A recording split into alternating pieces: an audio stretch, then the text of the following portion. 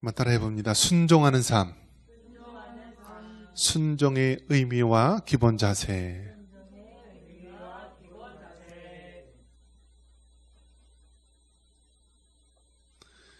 우리가 인격이라는 말을 쓸 때 인격은 세 가지 요소를 가지고 있는데요. 지, 정, 의입니다. 그래서 우리가 하나님을, 특히 예수님을 인격적으로 만나야 된다라고 했을 때 지, 정, 의 세 가지 모든 것을 우리가 통하여서 만나고 알아야 되는 것입니다. 지는 무엇이죠? 알지자, 우리가 머리로 안다라는 거예요. 또 정은 뭐죠? 우리의 감정, 우리의 이 감정적으로 우리가 하나님이 계심을 우리가 깨닫고 그분 안에서 우리가 기뻐하고 감동하고 슬퍼하고 모든 이 감정적인 부분들. 그래서 하나님을 알 때 지성으로 알고, 정, 감정으로 느끼고, 또 의가 무엇이냐면 의지를 얘기하는 것이고요. 우리의 손과 발이 순종하는 것을 말하는 것입니다. 순종. 그래서 우리가 하나님을 알고 하나님을 믿을 때 인격적으로 만나야 되는 거예요. 인격적으로 만나는 것은 우리가 지식적으로 알고 또 이 마음적으로 우리가 깨닫고 또 우리의 손과 발이 순종하는 것, 이것이 세 가지가 다 같이 갈 때 우리는 하나님 앞에 인격적으로 하나님을 만났다. 또 인격적으로 예수님을 안다라고 말하는 것입니다. 이 중에서 한 가지라도 우리가 제외된다면 그것은 하나님을 온전히 만난 것이 아니고 인격적으로 만난 것이 아닙니다. 오늘은 그 중에서 이 지성, 정, 감정, 의지 중에서 세 번째 해당하는 이 의지, 이걸 다른 말로 한다면 순종이라고 말할 수가 있습니다. 순종. 여러분, 순종은 하게 되면은요, 자, 예를 들어 이 물이 있는데 물을 마셔야 되는 거예요. 그럼 어떻게 되죠? 머리로 이 물을, 이 컵 안에 물이 있다라는 것을 알아야 되고요. 만약에 목이 타기 때문에 이 목이 타는 걸 해결하기 위해서는 이 물을 마셔야 된다는 거 알아요. 그러면 처음에 생각하는 단계가 뭐죠? 머리에서 생각하는 거예요. 이거 바로 지성을 얘기하는 거였고요. 또 뭐죠? 정은 우리 마음속에 이것을 해야겠다라고 하는 그 강렬한 마음을 얘기하는 거예요. 정. 그래서 최종적으로 물을 먹기 위해서는 어떻게 해요? 우리가 생각하고 마음을 아무리 느껴도 어떻게 해야 돼요? 손과 발이 순종을 해야 되죠. 이걸 잡아서 입으로 대서, 자, 손과 발이 없으면 어떻게 돼요? 아무 소용이 없는 거예요. 내가 이 물을 마셔야지, 이 물을 먹으면 시원하겠다, 뭐 갈증이 해소되겠다, 아무리 생각을 하고 마음으로 갈급함이 있어도 손과 발이 순종을 안 하면 소용이 없는 거예요. 그렇기 때문에 여러분, 우리가 하나님을 믿는다라고 했을 때요, 이 지정, 이 세 가지가 온전히 이루어질 때 우리가 온전한 자가 되고요, 온전한 믿음, 그리고 인격적으로 주님을 알고 우리가 섬기게 되는 것입니다. 주일이 되면 내일은 주일이구나, 내가 내 교회 가야지, 수요일이구나, 오늘 수요 기도회가 있지, 머릿속으로 암만 생각하면 뭐예요? 우리 마음속으로 내가 가고 싶다, 아무리 우리가 마음속으로 생각하면 뭐예요? 손과 발이 순종을 해야 되는 거예요. 그렇기 때문에 여러분이 하나님을 믿고 섬길 때 여러분이 온전한 믿음을 가지고 싶다면은요, 지, 정, 의 세 가지가 온전히 하나를 이룰 때 여러분이 온전한 믿음을 가지고 인격적으로 주님을 만날 수 있음을 믿으시기 바랍니다. 이 순종, 그래서 이 순종은 너무나 중요한 것입니다. 그래서 이 순종이란 말을 성경 야고보에서는 뭐라고 얘기했냐면 행함이란 말로 이야기합니다. 행함. 그래서 행함이 없으면은요, 그것은 마치 죽은 믿음이다라고 말하고 있습니다. 성경에 보면 히브리서 11장에 보면 믿음에 대해서 이야기를 합니다. 믿음이 없이는 하나님을 기쁘시게 하지 못하나니 하나님께 나아가는 자는 그가 계신 것과 자기를 찾는 자에게 상 주시는 이심을 믿어야 할지니라면서 히브리서 11장은 믿음장이라고 하고 믿음에 대해서 강조를 합니다. 반면에 이 야고보서는 행함에 대해서 강조합니다. 행함이 없는 믿음은 죽은 믿음이라고 이야기합니다. 근데 어떻게 보면은 이게 서로 대립하는 것처럼 보입니다. 한쪽은 믿음을 강조하고 한쪽은 행함을 강조하지만 이것은 마치 동전의 앞뒷면과 같은 거예요. 같이 움직이는 것입니다. 같이. 믿음이 있으면 행함이 따르는 것이고요. 행함이 있는 곳에는 그 믿음이 있어야지만 가능한 것입니다. 그래서 믿음과 행함은 늘 같이 가는 거예요. 하나님 앞에 순종하지 않고서 우리가 믿음이 있다라고 말할 수가 없는 거예요. 교회에 나와서 예배드리고 하나님을 섬기지 않고서 우리가 머릿속으로 아무리 예배드려야지, 또 교회에 나가야지, 내가 하나님 앞에 헌신해야지 아무리 생각해도 소용이 없는 거예요. 순종이 뒤따르지 않는 것은 죽은 믿음과 같은 것입니다. 그래서 순종은 정말 중요한 것입니다. 남자와 여자가 만나서 연애를 하죠. 연애를 하면은 아마 눈에 뭐가 씌인다 그러죠. 어른들 이야기는 콩깍지가 씌운다. 그래서 여자의 그 곤본한 얼굴도요, 보조개처럼 보이고, 그 남자의 어리숙하고 모자란 모습도 그렇게 든든해 보이는 것입니다. 그렇게 돼서 이렇게 남자와 여자가 연애를 하고 사랑을 하게 되는데요. 그것이 얼마나 갈까요? 조금 지나 보면요, 이 콩깍지가 벗겨져서요, 이제 그 다음서부터 모든 허물들이 보이는 것입니다. 항상 얼굴에 화장한 얼굴만 보다가 어느 날 화장 안 된 얼굴을 보고 어떻게 되죠? 깜짝 놀라는 거예요. 깜짝. 누구지? 심지어는 뭐 요즘에는 이 대머리인 사람, 탈모인 사람도 많이 있잖아요. 그래서 어떤 사람은 이걸 숨기고 이걸 이제 쓰고서 갔다가 나중에 홀라당 벗는 경우도 있어요. 얼마나 깜짝 놀래요? 자, 이 남녀간의 사랑도요, 그 사람이 진실된 모습을 알기 위해서는 봄, 여름, 가을, 겨울 우리가 늘 지켜봐야 됩니다. 좋을 때, 따스할 때, 기쁠 때 보는 것이 전부가 아니라 봄, 여름, 가을, 겨울 비바람이 불고 폭우가 몰아치고 매서운 추위가 있고 그럴 때 그 사람의 진정한 모습을 깨닫게 되고요. 진정으로 사랑하는 마음이 생기고 진정으로 우리가 우리 중심을 알게 되는 거예요. 그래서 남녀 간의 사랑이라고 얘기할 때요, 처음서부터 사랑이라고 이야기할 수가 없어요. 왜냐하면 시간이 지나면서 우리가 한 사람을 사랑할 때 그 연애 감정의 그 짧은 순간 동안만 우리가 느끼는 감정을 사랑이라 할 수 없고요. 인생의 봄, 여름, 가을, 겨울 한 해 두 해를 쫙 흘러가면서요, 진정한 사랑을 깨닫게 되는 것입니다. 여러분이 하나님을 사랑한다라고 했을 때 젊었을 때 얼마나 하나님을 사랑한다고 합니까? 우리가 예수님을 처음 만났을 때 얼마나 하나님을 뜨겁게 사랑한다고 이야기합니까? 그런데 그 사랑이요, 우리의 머리로만 그칠 때가 있고 우리의 입술의 외침으로 그칠 때가 많이 있다라는 거예요. 진정한 사랑은 언제 나타나느냐? 힘들고 어려울 때, 내가 순종하기 힘들 때, 내가 도저히 할 수 없다라고 그렇게 자포자기하는 그런 상황 가운데 우리가 순종하는 모습, 그것이 진정한 우리 삶의 순종인 것입니다. 오늘 본문에 베드로 만나는 이야기가 나옵니다. 베드로의 직업이 뭐라고 했죠? 어부라고 했습니다. 그래서 어부는 고기 잡는 전문가입니다. 평생을 정말 물고기를 잡았던 그런 전문가 시몬 베드로였는데요. 밤이 새도록, 밤이 맞도록 고기를 잡으려 했지만 한 마리도 잡지 못했습니다. 어느 날 한 사람이 나타나서 깊은 데로 가서 그물을 내리라라고 말합니다. 여러분 상식적으로 생각해 보십시오. 내가 전문가이고 내가 평생을 고기 잡는데 헌신했고, 그리고 지금도 밤이 새도록 그물을 내리면서 잡았는데 한 마리도 잡지 못했는데요. 이것은 여기까지는 어디죠? 나의 지식과 나의 경험을 얘기하는 것이죠.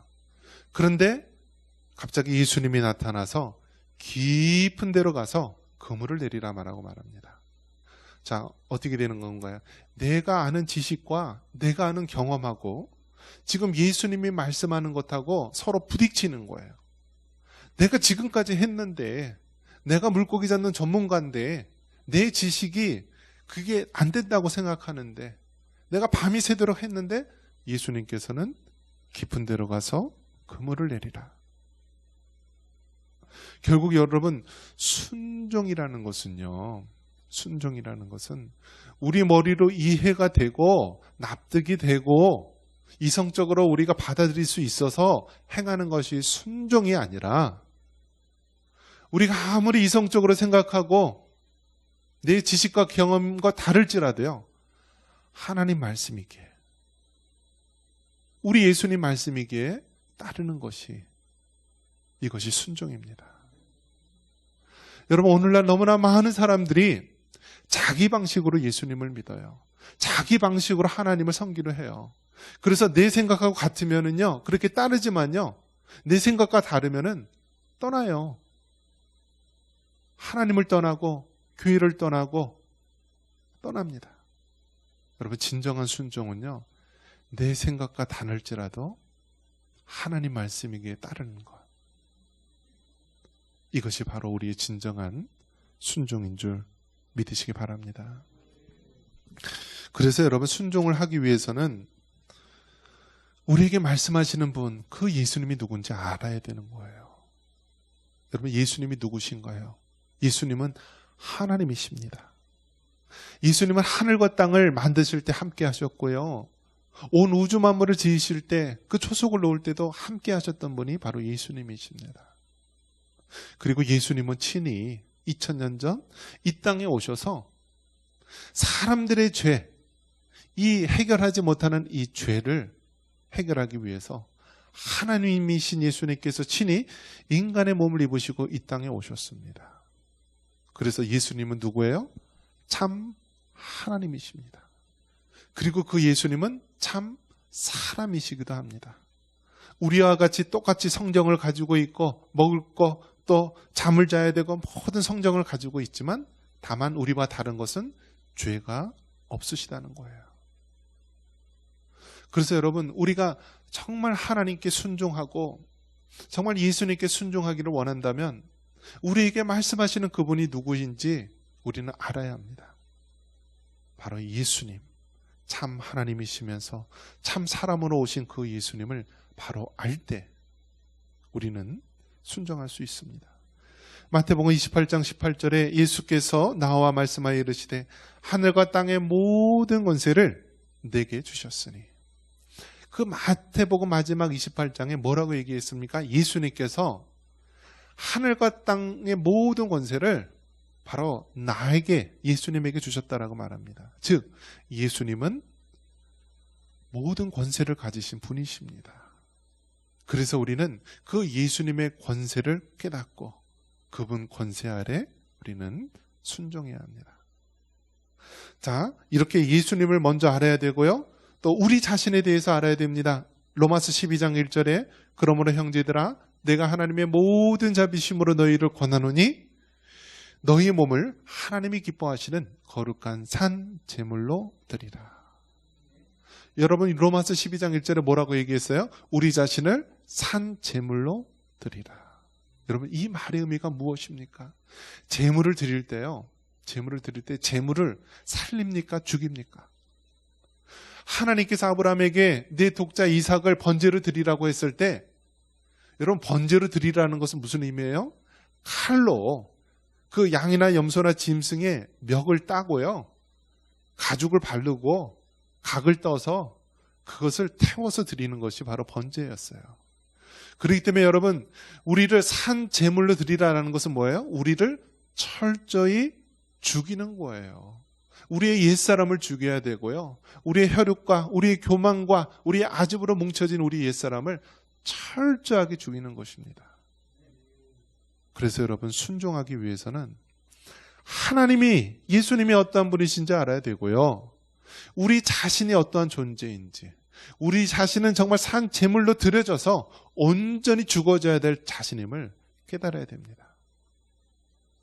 그럴 때 우리는 하나님 앞에 온전히 순종할 수 있게 됩니다. 여러분, 이제 점점 시간이 지날수록요, 우리의 믿음을 지키기 어려운 시대가 다가오게 됩니다. 옛날 우리 부모님들이나 그 할아버지 할머니 때에서는요, 재림을 그렇게 소망했어요. 왜 재림을 소망했냐면 세상을 바라볼 때 소망이 없었기 때문에 그래요. 그래서 주기철 목사님이나 많은 고난받는 그리스도인들이 우리 예수님 빨리 오시옵소서, 그리고 하늘에 구름이 뭉게뭉게 있을 때마다 우리 주님 구름 타고 지금 오시나 라면서 늘 그 예수님을 소망했다라고 합니다. 그런데 여러분, 지금이 바로 그런 시대예요. 지금이 정말 우리의 믿음을 지키기 어려운 시대가 되었습니다.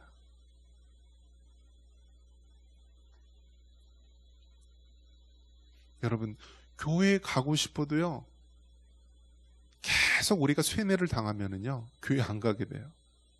코로나 때 우리가 경험한 것이 무엇입니까?